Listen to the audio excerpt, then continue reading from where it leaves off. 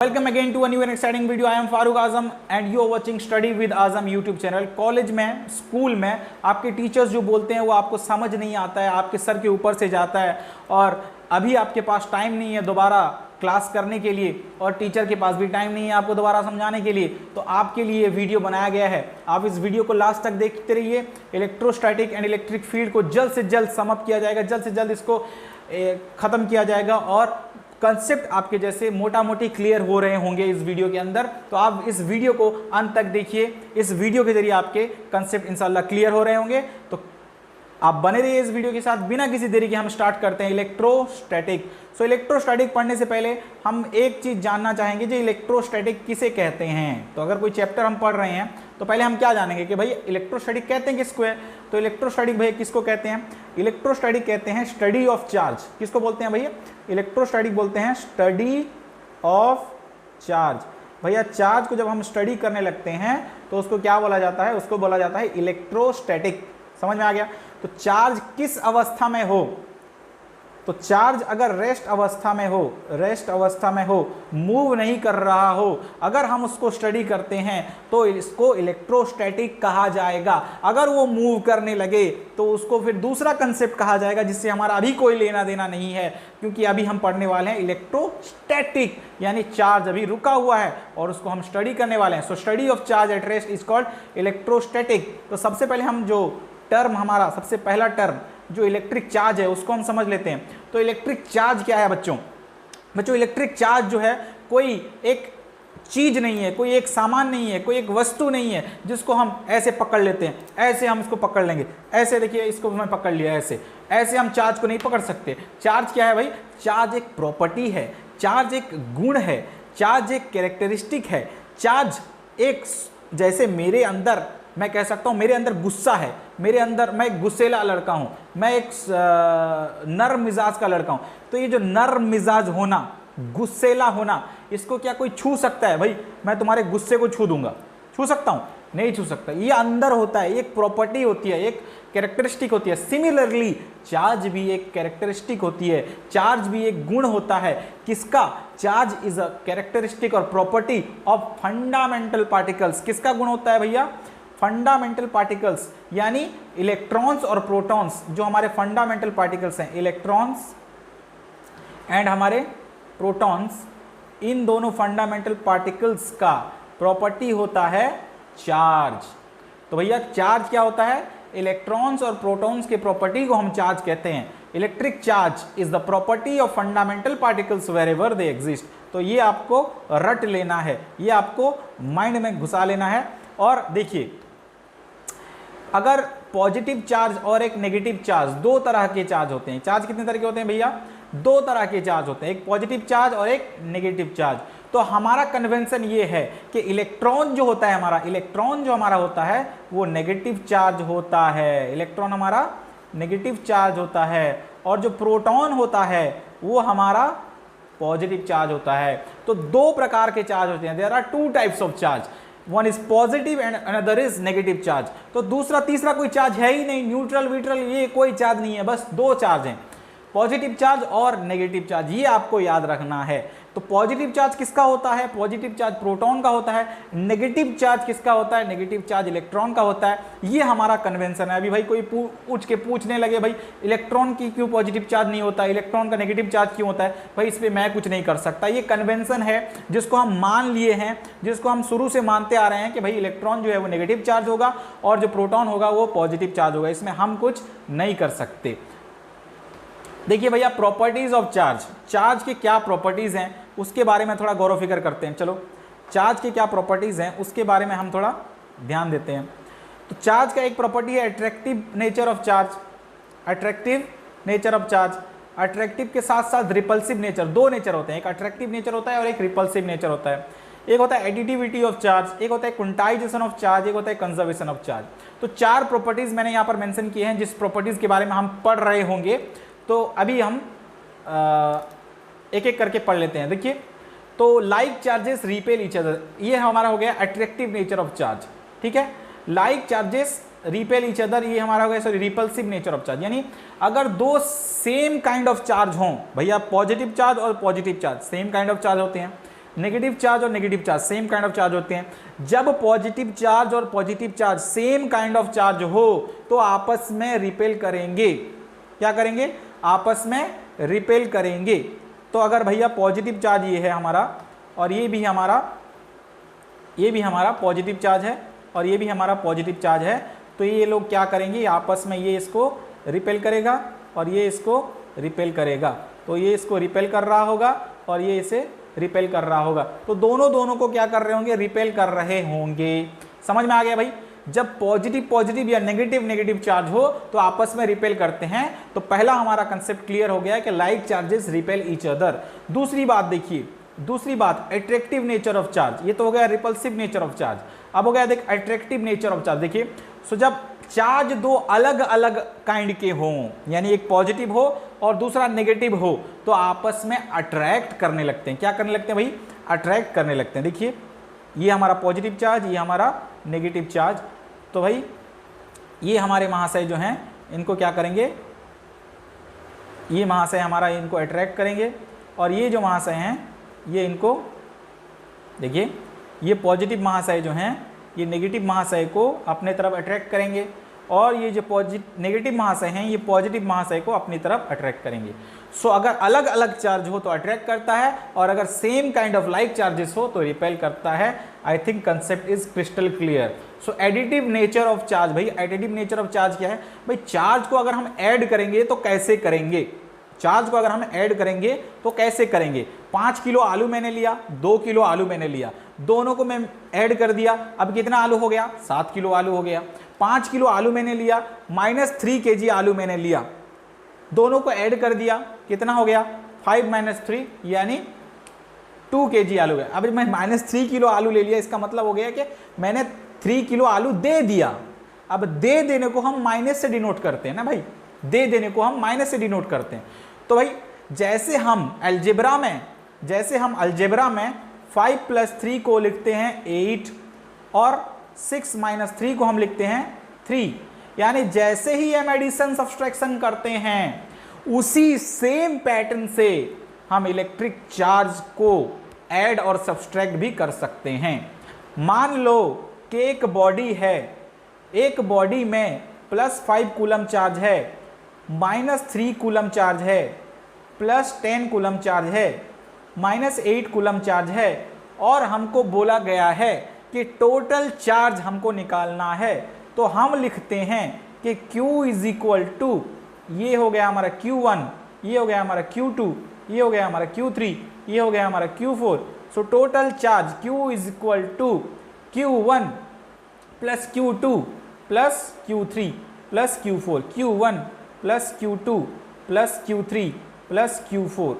अगर हम सारों का वैल्यू ऐड कर देंगे, अर्थात हम यहाँ लिख देंगे 5 + Q2 का वैल्यू -3। देखिए माइनस साइन यहाँ पर देना ही पड़ेगा, माइनस साइन देना पड़ेगा। ऐसा नहीं कि माइनस साइन दिया नहीं और ऐड करने लगे, माइनस साइन देना पड़ेगा, ठीक है। तो +10 और -8 कूलम, ठीक है। अगर हम ऐड कर लेते हैं ये 5 × 10 = 15, 15 माइनस ये 8 × 3 = 11, 15 - 11 यानी हमारे पास अब रिजल्ट निकल के आ गया +4 कूलम। कितना आ गया? +4 कूलम। अगर नेगेटिव वैल्यू आता है तो माइनस देना पड़ेगा और अगर पॉजिटिव वैल्यू देना आता है तो प्लस देना पड़ेगा। So charge is additive in nature, मतलब total charge on a body is algebraic sum of all charges present on it. यानी हमको अगर टोटल चार्ज निकालना है किसी बॉडी का तो अल्जेब्राइक सम करना पड़ेगा। यानी जैसे हम ऐड करते हैं भाई 5 + 3 8, 5 - 3 2, 6 - 3 3, इस तरह से ऐड और सम कर सकते हैं। जैसे साइन होगा वैसे ही एडिशन सब्सट्रैक्शन होगा। तो भाई इसमें कोई दिक्कत वाली बात मुझे नजर नहीं आती है। Quantization of charge, quantization of charge मतलब क्या है? देखिए मैं एक दुकान पे चला गया पेन लाने, तो पेन वाला क्या बोला कि भाई एक पेन का प्राइस है 5 रुपया। तो मैंने बोला देखो, चलो उसने बोल दिया एक पेन का प्राइस है 10 रुपया। कितना बोल दिया? 10 रुपया। आजकल रेट बढ़ गया है ना सबका, तो मैं 10 रुपया कर देता हूँ, ठीक है। तो एक पेन का प्राइस क्या बोला उसने? 10 रुपया बोला। तो मेरे पास था कितना? मेरे पास था 5 रुपया। कितना था मेरे पास? मेरे पास था 5 रुपया। तो मैंने बोला पेन आधा करके दे दो। क्या मैंने बोला कि पेन को आधा करके दे दो, 10 रुपया दाम है तो उसको मैं आधा कर लूंगा, उसका जो प्राइस होगा वो 5 रुपया हो जाएगा। हो जाएगा कि नहीं हो जाएगा? लेकिन लेकिन लेकिन उसने कहा कि पेन को मैं तोड़ के नहीं दे सकता, यानी मैं आपको आधा पेन नहीं दे सकता। तो मैंने बोला चलो कल आते हैं। तो कल मैं गया तो मेरे पास 15 रुपया था, तो 10 का एक पेन आ गया और 5 रह गया। तो मैंने बोला चलो एक पेन पूरा दे दो 10 का और 5 का आधा पेन दे दो। उसने बोला ऐसा भी नहीं हो सकता, आधा भी नहीं हो सकता, 1.5 यानी 1/2 भी नहीं हो सकता। तो कैसे हो सकता है मैंने पूछा। तो उसने बोला या तो एक पेन ले लो, या तो 2 पेन ले लो, या तो 3 पेन ले लो, या तो 4 पेन ले लो, या तो 5 पेन ले लो, या तो 6 पेन ले लो। इस तरह आप ले सकते हो, लेकिन फ्रैक्शन में आप नहीं ले सकते हो। सिमिलरली हमारा जो चार्ज होगा वो या तो 1 इलेक्ट्रॉन चार्ज होगा, 2 इलेक्ट्रॉन चार्ज होगा, 1e हो जाएगा, 2e हो जाएगा, 3e हो जाएगा, 3.5e हो जाएगा क्या? नहीं होगा, 3.5e नहीं होगा। सो हम कह सकते हैं जो चार्ज है वो हमेशा एक इंटीजर के साथ मल्टीप्लाई होता है और उसके साथ मल्टीप्लाई होता है charge on a single electron. E का मतलब होता है charge on a single electron, charge on a single electron. Single electron का चार्ज होता है, एक इलेक्ट्रॉन का चार्ज होता है 1.6 इंटू 10⁻⁻19 कूलम। कितना चार्ज होता है भैया? एक इलेक्ट्रॉन में चार्ज होता है 1.6 इंटू 10⁻⁻19 कूलम। इतना चार्ज होता है। तो हमारे पास चार्ज जो होता है वो 1 इलेक्ट्रॉन हो सकता है, 2 इलेक्ट्रॉन हो सकता है, 3 इलेक्ट्रॉन हो सकता है, लेकिन 1.5, 9.5 इस तरह से नहीं हो सकता। सो हम कह सकते हैं total charge is equal to Q is equal to NE। So charge is always integral multiple of charge on a single electron. ये हो गया हमारा क्वांटाइजेशन ऑफ चार्ज। इसी से रिलेटेड एक प्रश्न कर लेते हैं, एक प्रश्न कर लेंगे तो जान लेंगे, समझ लेंगे। तो भैया पूछा गया है calculate the number of electrons in 1 coulomb of charge. तो बोला कि 1 कूलम चार्ज दिया हुआ है, उसमें हम नंबर ऑफ इलेक्ट्रॉन्स निकालेंगे। तो चार्ज का वैल्यू कितना दिया है? 1 कूलम दिया है, उसमें से हमको नंबर ऑफ इलेक्ट्रॉन्स निकालना है, यानी n का वैल्यू हमको यहाँ से निकालना है। इलेक्ट्रॉन पर चार्ज कितना होता है? 1.6 इंटू 10⁻⁻19 कूलम। इतना चार्ज होता है एक इलेक्ट्रॉन में, और हमको n का वैल्यू निकालना है। तो हम क्या करेंगे? चुपके से यहाँ पर लिख देंगे, n is equal to 1/e, because ये e जो है यहाँ चला गया और n हमारा रह गया। तो n is equal to 1/e। तो ये हो गया 1/1.6 इंटू 10⁻⁻19 कूलम। और अगर आप इसको सॉल्व कर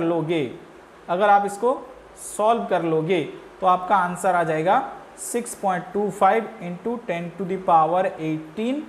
इतना नंबर ऑफ इलेक्ट्रॉन्स आपका आ जाएगा। तो देखते हैं, फिर आगे बढ़ते हैं। Conservation of charge, total charge in an isolated system is always conserved. तो भैया आइसोलेटेड सिस्टम में चार्ज ना घटेगा ना बढ़ेगा, टोटल चार्ज की बात कर रहा हूं, इंडिविजुअल चार्ज की बात नहीं कर रहा। देखिए यहाँ पर मान लो ये आइसोलेटेड सिस्टम है, देख पा रहे हैं आप, देख रहे हैं। तो मान लो इसमें 5 कूलम चार्ज है। क्या है भाई? 5 कूलम चार्ज इसमें है। तो जब 5 कूलम चार्ज है और इसमें मान लो ये एक न्यूट्रल बॉडी है, क्या है भाई? न्यूट्रल बॉडी है। तो बता दो भाई, ये हमारा केस 1 हो गया और ये हमारा केस 2 हो गया, है ना। तो देखिए 5 कूलम ऑफ चार्ज है यहाँ पर न्यूट्रल चार्ज है, मतलब ये न्यूट्रल बॉडी है, यानी ये जीरो कूलम चार्ज है। अब देखिए यहाँ पर टोटल चार्ज मुझे पूछ लिया किसी ने कि भाई टोटल चार्ज के बता दो। तो मैंने बताया कि 5 + 0 is equal to 5 coulomb of charge total charge है। तो हमने कंजर्वेशन ऑफ लॉ में क्या पढ़ा? Total charge in an isolated system is always conserve. तो कुछ देर बाद मैंने देखा कि 5 कूलम चार्ज जो था ये हो गया था हमारा 4 कूलम, और ये न्यूट्रल बॉडी हमारा क्या हो गया था? 1 कूलम। यानी इसने इसको चार्ज दे दिया था, 1 कूलम चार्ज उसने इसको दे दिया था। अब मैंने कहा भाई टोटल चार्ज निकाल लो। टोटल चार्ज मैंने निकाल लिया। तो टोटल चार्ज जब मैंने निकाला तो कितना आया? 5 कूलम। तो अब मुझे पता चल गया कि भाई इंडिविजुअल चार्ज तो बदल रहे हैं, इंडिविजुअल चार्ज तो 5 था, ये 5 वाला था, ये हो गया 4, ये 0 था, ये हो गया 1। तो इंडिविजुअल चार्ज तो एक आइसोलेटेड सिस्टम में बदल रहे हैं, बट टोटल चार्ज क्या हो रहा है, टोटल चार्ज जो है वो एक कांस्टेंट वैल्यू हमको दे रहा है, यानी कंजर्व्ड रह रहा है, यानी ना ज्यादा घट रहा है ना बढ़ रहा है। सो हम इसको कंजर्वेशन ऑफ चार्ज कहते हैं। मेथड्स ऑफ चार्जिंग, भाई चार्ज अगर हम करेंगे किसी चीज को तो उसका प्रोसेस क्या होगा, उसका प्रोसेस क्या होगा, तो उस प्रोसेस को जानने के लिए आप इस वीडियो को देख रहे हैं तो देखते रहिए। चार्जिंग बाय फ्रिक्शन, यानी फ्रिक्शन से कैसे चार्जिंग किया जाए, कि दो वस्तु को आपस में अगर रगड़ा जाएगा, दो वस्तु को अगर आपस में रगड़ा जाएगा तो क्या होगा, तो एक बॉडी इलेक्ट्रॉन लूज कर देगा, दूसरा बॉडी उसको पकड़ लेगा। जो बॉडी इलेक्ट्रॉन लूज कर देगा उसको हम पॉजिटिवली चार्ज कहेंगे, और जो बॉडी इलेक्ट्रॉन को ले लेगा उसको हम नेगेटिवली चार्ज कहेंगे। When two bodies are rubbed together, one body loses electron, another body gains electron। जो बॉडी गेन्स इलेक्ट्रॉन करता है वो नेगेटिव होता है, और जो बॉडी लूज करता है इलेक्ट्रॉन वो पॉजिटिव होता है। बात समझ में आई? तो जब दो बॉडी आपस में रगड़ा लगा दें, उनको फ्रिक्शन में ऐसे फ्रिक्शन कर दें, तो क्या होता है, इस बॉडी में कुछ इलेक्ट्रॉन्स होते हैं, इस बॉडी में कुछ इलेक्ट्रॉन्स होते हैं, वो इलेक्ट्रॉन्स यहाँ से निकल के इस बॉडी के अंदर चले जाते हैं, तो ये बॉडी भी कुछ इलेक्ट्रॉन पा लेता है। ये बॉडी क्योंकि इलेक्ट्रॉन गेन कर रहा है तो ये बॉडी हमारा नेगेटिव चार्ज होगा। क्या होगा भाई, जो बॉडी इलेक्ट्रॉन गेन करेगा उसको हम नेगेटिव चार्ज बोलेंगे, और जिसने भाई दान दक्षिणा किया तो वो पॉजिटिव बोलेंगे, जिसने इलेक्ट्रॉन दे दिया उसको हम पॉजिटिव बोलेंगे। ये था हमारा चार्जिंग बाय फ्रिक्शन, यानी दो बॉडी अगर आपस में रगड़ा लगाते हैं तो एक बॉडी इलेक्ट्रॉन दे देता है और एक बॉडी इलेक्ट्रॉन पा लेता है। जो पाने वाला वो नेगेटिव होता है, जो देने वाला वो पॉजिटिव होता है। तो ये था हमारा चार्जिंग बाय फ्रिक्शन का बात। तो हम जानेंगे कैसे कि भाई कौन बॉडी जो है देने वाला है और कौन बॉडी जो है वो पाने वाला है। इसके बारे में हम जानेंगे कैसे कि कौन दानी महापुरुष हैं और कौन जो है भिखमंगे हैं, लेने वाले हैं और मांग जांच कर चलने वाले हैं। तो हम जानेंगे कैसे इसको जानने के लिए हमारे पास आ गया है इलेक्ट्रोस्टैटिक सीरीज। क्या आ गया भाई, इलेक्ट्रोस्टैटिक सीरीज आ गया है। तो इलेक्ट्रोस्टैटिक सीरीज को हम जब देख लेते हैं तो हमको भिखारी का पता चल जाता है कि दान दक्षिणा करने वाला कौन है और भीख में लेने वाला कौन है। जो पॉजिटिव व्यक्ति हैं वो ऊपर रहते हैं और जो नेगेटिव व्यक्ति हैं वो नीचे रहते हैं। अर्थात जो इलेक्ट्रोस्टैटिक सीरीज में ऊपर हैं वो देंगे इलेक्ट्रॉन्स, और जो नीचे हैं व्यक्ति वो इलेक्ट्रॉन्स लेंगे। अर्थात अगर हम ग्लास रॉड को अगर सिल्क के साथ रगड़ा लगा देते हैं तो ग्लास रॉड हमारा सिल्क को इलेक्ट्रॉन दे देगा, क्योंकि वो ऊपर है, ऊपर जो है वो दे देगा। इसको आप इस तरह समझ सकते हैं, हाथ अगर ऊपर हो और ये हाथ अगर नीचे हो तो देने वाला हाथ होता है वो ऊपर होता है, और जो पाने वाला हाथ होता है वो नीचे होता है। तो इलेक्ट्रोस्टैटिक सीरीज में जो ऊपर होते हैं वो इलेक्ट्रॉन देते हैं और जो नीचे वाले व्यक्ति होते हैं वो इलेक्ट्रॉन ले लेते हैं। तो ग्लास हमारा क्या करेगा, सिल्क को इलेक्ट्रॉन दे देगा, तो ग्लास हमारा क्या हो जाएगा, पॉजिटिव चार्ज हो जाएगा, और सिल्क हमारा क्या हो जाएगा, नेगेटिव चार्ज हो जाएगा। यानी जिसने इलेक्ट्रॉन दिया वो पॉजिटिव चार्ज और जिसने इलेक्ट्रॉन पाया वो नेगेटिव चार्ज। तो चार्ज करने का दूसरा तरीका चार्जिंग बाय कंडक्शन। तो कंडक्शन का मतलब होता है चार्जिंग बाय टच, यानी अगर हम एक चार्ज्ड बॉडी को मान लो भैया कि ये हमारा चार्ज्ड बॉडी है, देख लो गौर से, ये हमारा चार्ज्ड बॉडी है, मान लो ऐसा चार्ज बॉडी नहीं है ये, तो ये हमारा चार्ज बॉडी है। इसको मैंने इस न्यूट्रल बॉडी के साथ, यानी ये चार्ज बॉडी नहीं है, इस न्यूट्रल बॉडी के साथ टच लगा दिया भाई, ऐसे देखो, ऐसे टच कर दिया। जब टच कर दिया तो क्या हुआ, इससे थोड़ा चार्ज इसमें ट्रांसफर हो गया, इससे थोड़ा चार्ज इसमें ट्रांसफर हो गया। टच करने के वजह से एक चार्ज्ड बॉडी एक न्यूट्रल बॉडी में चार्ज ट्रांसफर कर देता है। देखिए फ्रिक्शन में क्या होता था, दोनों ही बॉडी न्यूट्रल बॉडी होते थे, रगड़ देते थे, एक इलेक्ट्रॉन दे देता था, वो हो जाता था पॉजिटिव चार्ज, और जो पाने वाला हो जाता था नेगेटिव चार्ज। तो दोनों न्यूट्रल बॉडी होते थे, बाद में फिर चार्ज बॉडी हो जाते थे। लेकिन यहाँ पर ये चार्ज बॉडी है ये न्यूट्रल बॉडी है, इसने इसको टच किया, ये कुछ चार्ज इसको दे देगा, जो देने की वजह से क्या हो जाएगा भाई, देने की वजह से क्या हो जाएगा, देने की वजह से ये हमारा चार्ज बॉडी हो जाएगा। देख लो यहाँ पर एक न्यूट्रल बॉडी ऐसे पड़ा हुआ है, इसको हमने एक पॉजिटिवली चार्ज रॉड के साथ टच करा दिया, पॉजिटिवली चार्ज रॉड के साथ हमने इसको टच करा दिया, तो ये बॉडी हमारा कुछ पॉजिटिव चार्ज पा लिया, कुछ पॉजिटिव चार्ज हमारा ये पा लिया, तो ये हमारा बॉडी बन गया पॉजिटिवली चार्ज्ड बॉडी। लेकिन याद रखिए जिसने दान किया, जिसने दान किया वो हमेशा कम दान करेगा, मतलब ये कि जो बॉडी चार्ज हो रहा है वो वीकर इन स्ट्रेंथ होगा। क्या होगा, ये जो बॉडी है ये हमारा वीकर इन स्ट्रेंथ होगा, वीकर इन स्ट्रेंथ होगा, यानी दोनों बराबर बराबर नहीं हो जाएंगे कि जिसने चार्ज दिया वो भी बराबर और जिसने पाया वो भी बराबर, ऐसे नहीं होगा। जो चार्ज पा रहा है वो वीकर इन स्ट्रेंथ होगा। क्या होगा भाई, वीकर इन स्ट्रेंथ होगा। तो when a charge body is made to touch an uncharge body, जब एक चार्ज बॉडी को एक अनचार्ज बॉडी के साथ टच कराया जाए, some of the charge from the charge body is transfer to the other body, this is called charging by conduction.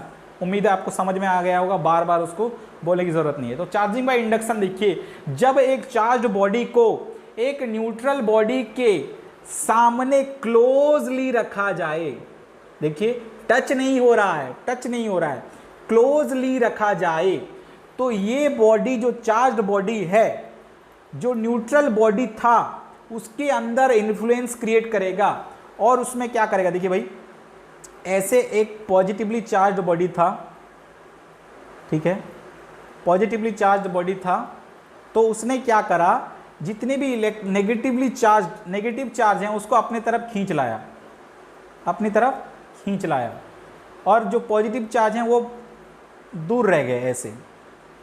तो अब जब हम क्या करेंगे कि एक अर्थिन लगा देंगे, क्या कर देंगे, एक अर्थिन लगा देंगे, तो सब पॉजिटिव चार्ज, जितने भी पॉजिटिव चार्ज इसने इधर साइड में रखे हुए थे, वो सब पॉजिटिव चार्ज इस अर्थिन के जरिए नीचे आ जाएगा।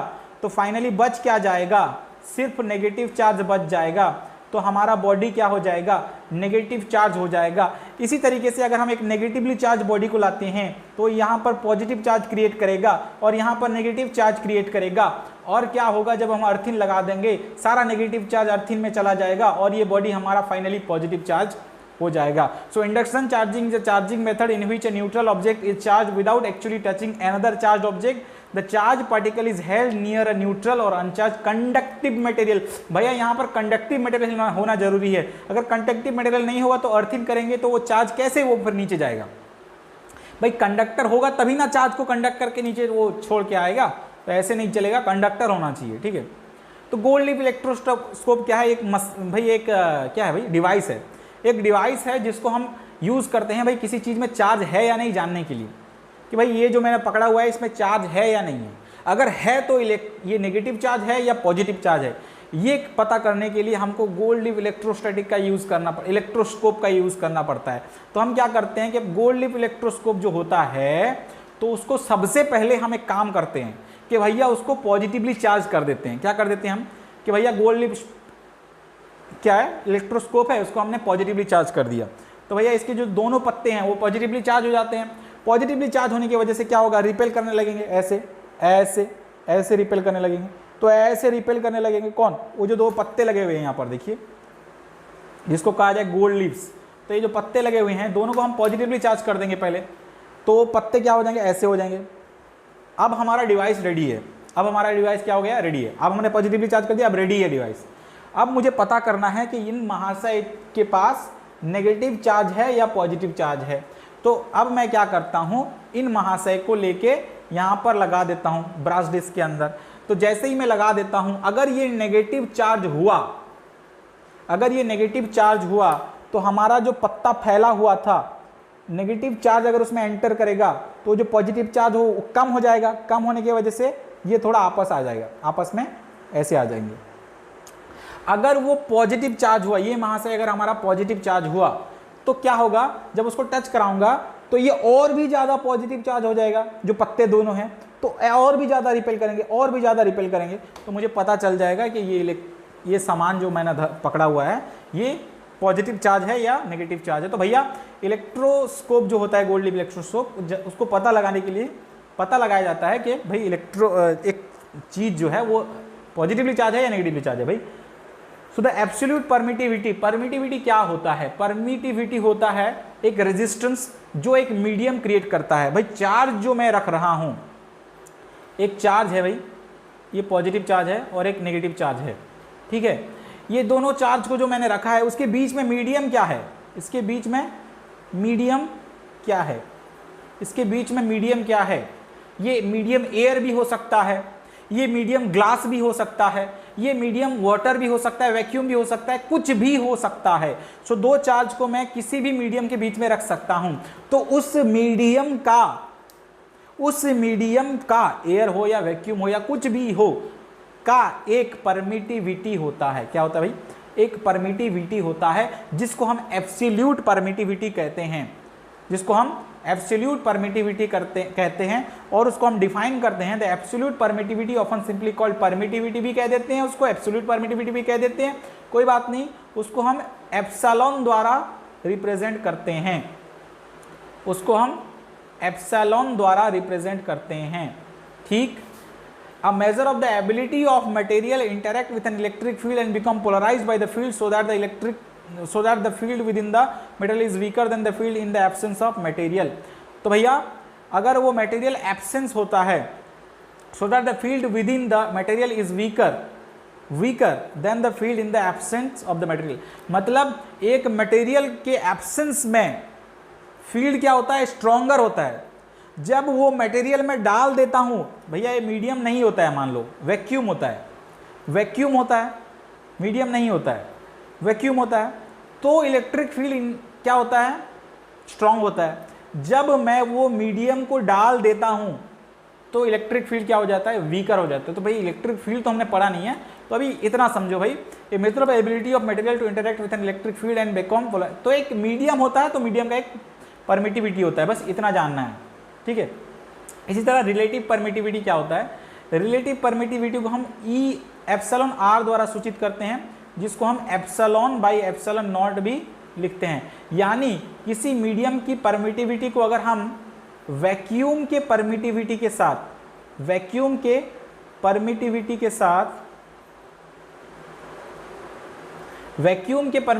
साथ अगर डिवाइड कर देंगे, यानी एक परमिटिविटी और परमिटिविटी ऑफ फ्री स्पेस का अगर हम रेशियो निकाल देते हैं तो उस रेशियो को हम रिलेटिव परमिटिविटी कह रहे होते हैं। क्या कह रहे होते हैं? Relative permittivity.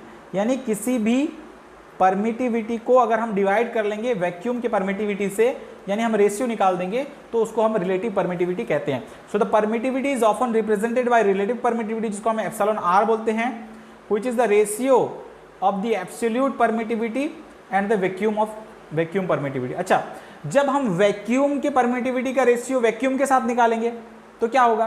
तो epsilon not upon epsilon not हो जाएगा, तो कट जाएगा, कटने से हमको 1 मिल जाएगा। तो इससे हम कह सकते हैं कि अगर हम निकालना चाहें वैक्यूम का रिलेटिव परमिटिविटी, तो वैक्यूम का रिलेटिव परमिटिविटी 1 आ जाएगा। तो वैक्यूम का रिलेटिव परमिटिविटी जितना होता है आसपास, उसी के इक्वल हो जाता है हमारा एयर का परमिटिविटी। तो एयर का परमिटिविटी 1 हो गया, सॉइल का हो गया 3 से 7, और सॉइल मिनरल का हो गया, ऑर्गेनिक मटेरियल का 2 से 5, कंक्रीट का 4 से 5, आइस का 5, वाटर का 80। तो इस तरह से रिलेटिव परमिटिविटी होते हैं। तो जिसका जितना ज़्यादा रिलेटिव परमिटिविटी होगा उतना वो रेजिस्टेंस क्रिएट करेगा इलेक्ट्रिक फील्ड को पास कराने के लिए। अगर दो चार्ज सिचुएटेड हों, एक हमारा Q1 चार्ज और एक हमारा Q2 चार्ज, और दोनों के बीच में डिस्टेंस हो R, तो यहाँ पर कूलम सर हमारे क्या कहते हैं? यहाँ पर क्या कहते हैं कि दोनों के बीच में जो फोर्स होगा, भाई अगर दो पॉजिटिव चार्ज है तो आपस में रिपेल करेंगे, दो अगर नेगेटिव चार्ज है वो भी आपस में रिपेल करेंगे, अगर दो अनलाइक चार्ज जैसे एक पॉजिटिव है एक नेगेटिव है तो आपस में अट्रैक्ट करेंगे। जो अट्रैक्टिव फोर्स होगा या फिर रिपल्सिव फोर्स होगा, या तो अट्रैक्टिव हो सकता है या रिपल्सिव हो सकता है। तो फोर्स का वैल्यू क्या होगा, वो फोर्स कितना होगा, ये हमको कूलम्स लॉ के जरिए पता चलता है। तो कूलम्स लॉ स्टेट करता है कि state that the electrostatic force between 2 point charges is directly proportional to the product of the 2 charges and inversely proportional to the square of the distance between them. यानी F जो है वो proportional होगा product of the 2 charges, यानी दोनों charges के product के साथ, और इनवर्सली प्रोपोर्शनल होगा दोनों के square of the distance between them, यानी दोनों के बीच जो डिस्टेंस है उसके स्क्वायर के साथ वो इनवर्सली प्रोपोर्शनल होगा। अगर दोनों को हम इकट्ठा कर देते हैं, अगर ये इक्वेशन और ये इक्वेशन को हम इकट्ठा कर देते हैं तो हमारा आ जाएगा F equals to Q1 Q2 upon R square. अब यहाँ पर एक प्रोपोर्शनलिटी कांस्टेंट K हमको लेना पड़ेगा, K हमको लेना पड़ेगा, ये हमको K लेना पड़ेगा। तो ये हमारा ये जो एक्सप्रेशन आ गया, ये हमारा एक्सप्रेशन हो गया कूलम्स लॉ का एक्सप्रेशन। अच्छा, ये जो K होता है इसको हम 1/4 पाई एप्सिलॉन नॉट भी लिखते हैं। क्या लिखते हैं? 1/4 पाई एप्सिलॉन नॉट। और एप्सिलॉन नॉट क्या होता है? परमिटिविटी ऑफ फ्री स्पेस होता है। एप्सिलॉन नॉट का वैल्यू जो होता है, एप्सिलॉन नॉट का वैल्यू जो होता है वो होता है 8.85। एप्सिलॉन नॉट का वैल्यू क्या होता है? 8.85 इंटू 10⁻⁻12 कूलम स्क्वायर पर न्यूटन मीटर स्क्वायर। और जो हमारा K है, K का वैल्यू होता है K is equal to 9 into 10⁹ newton metre square per coulomb square. तो ये जो वैल्यू हैं हमको याद रखने हैं। एक K का वैल्यू है जिसको हम प्रोपोर्शनलिटी कांस्टेंट कहते हैं, जिसका वैल्यू होता है 9 इंटू 10⁻9, और हमारा एप्सिलॉन होता है परमिटिविटी ऑफ फ्री स्पेस, और उसका वैल्यू होता है 8.85 इंटू 10⁻12। ठीक है, तो ये हमको याद रखना चाहिए।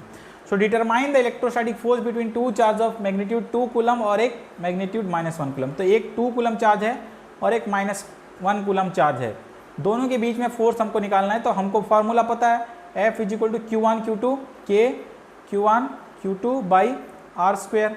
तो हम यहाँ पर K का वैल्यू डाल देते हैं 9 इंटू 10⁻9, और Q1 का वैल्यू डाल देते हैं, Q1 का वैल्यू होता है 2, और Q2 का वैल्यू डाल देते हैं, Q2 का वैल्यू है -1। ठीक है, तो और R स्क्वायर, दोनों के बीच में डिस्टेंस बोला है 1 मीटर, तो 1 मीटर का स्क्वायर 1 हो जाता है।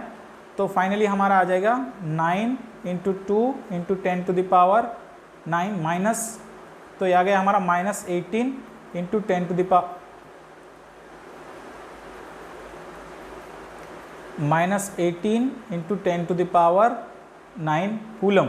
और अगर हम मैग्नीट्यूड की बारे में बात करेंगे तो मैग्नीट्यूड इसका आ जाएगा 18 इंटू 10⁻9 कूलम, यानी हमको 18 इंटू 10⁻9 कूलम का फोर्स यहाँ पर मिल गया, अगर हमने कूलम्स लॉ के अनुसार फोर्स का फॉर्मूला डाल दिया। Principle of superposition of charge. तो भैया देखिए, यहाँ पर एक Q1 चार्ज है, एक Q2 चार्ज है, और यहाँ पर एक Q3 चार्ज है। और मान लो, थोड़ा मैं चेंज कर देता हूँ, मान लो ये नेगेटिव चार्ज है और ये नेगेटिव चार्ज है और ये मात्र पॉजिटिव चार्ज है। तो -Q1 जो चार्ज है वो Q3 को अपने तरफ खींचेगा, यानी एक अट्रैक्टिव फोर्स लगाएगा। -Q2 जो है वो भी इसको अपने तरफ खींचेगा, ये भी अपने तरफ खींचेगा, दोनों फोर्स लगाएंगे, दोनों क्या करेंगे? फोर्स लगाएंगे। तो ये हो गया हमारा F1 फोर्स और ये हो गया हमारा F2 फोर्स। तो जो रिजल्टेंट फोर्स आएगा वो इधर से निकल आएगा, जिसको हम बोलेंगे F रिजल्टेंट। और प्रिंसिपल ऑफ सुपरपोजिशन क्या कहता है कि F रिजल्टेंट जो होगा वो वेक्टर सम होगा। F रिजल्टेंट जो होगा वो वेक्टर सम होगा, किसका? जितने भी इंडिविजुअल फोर्सेस हैं। सो F रिजल्टेंट हमारा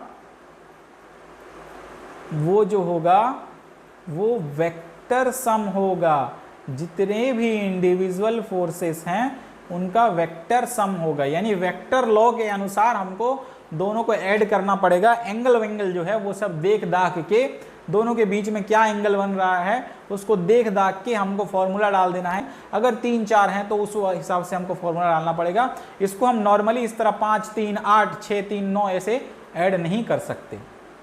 और एक बात, Q3 जो माइनस Q1 जो इसके ऊपर फोर्स डाल रहा है, माइनस Q2 के आने के वजह से वो फोर्स ना कम हो जाएगा ना ज़्यादा हो जाएगा।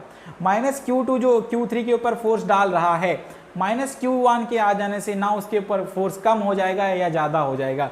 यानी थर्ड चार्ज के आने से जो दोनों के बीच में फोर्स था उसके बीच में कोई भी प्रॉब्लम क्रिएट नहीं होता है।